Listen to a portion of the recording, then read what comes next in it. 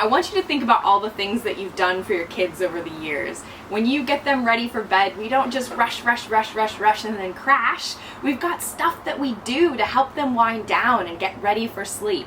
So things like bedtime, bath time, or reading our books, and just getting them to relax and calm down. And we tend to not do that same thing for ourselves. We tend to run right up until the point until we crash. So that hour before bed is super important to help you wind down and relax. So in that hour routine, some things to think about. Cutting out screen time. So screens, the problem with them is they suppress the chemical that makes us sleepy.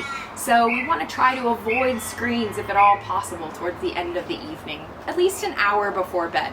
If you don't feel like you can do that, if you have to use your phone or your computer or your TV, whatever it is, then make sure that you're using some blue light glasses to block out that screen and that light from the screens, so that you still can produce that sleepy chemical melatonin.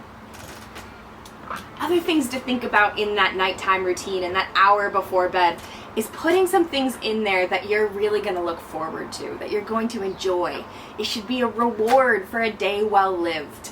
So if you think about things that you find enjoyable, if you don't love meditation, don't put meditation in your nighttime routine, because you won't do it. Look for things that you're actually going to enjoy.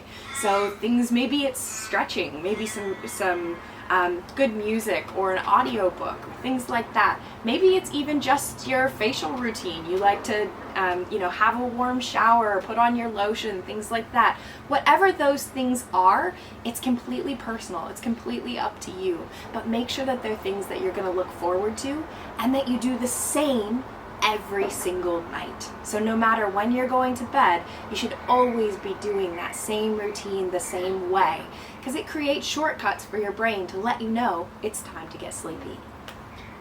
It's great to think about incorporating your 5 senses into your nighttime routine. So think about things that you can smell. So you might want to use a pillow mist, where you spray it on your pillow, and that scent allows you to shortcut and basically know that it's time to start to get sleepy. You could also use essential oils or candles, things like that, that can allow you to know that it's time to start to get tired. Other things that are great are your nighttime teas. So I'm a big fan of the Rugenics teas. We've got 2 of those, the sleepy time and the relaxation.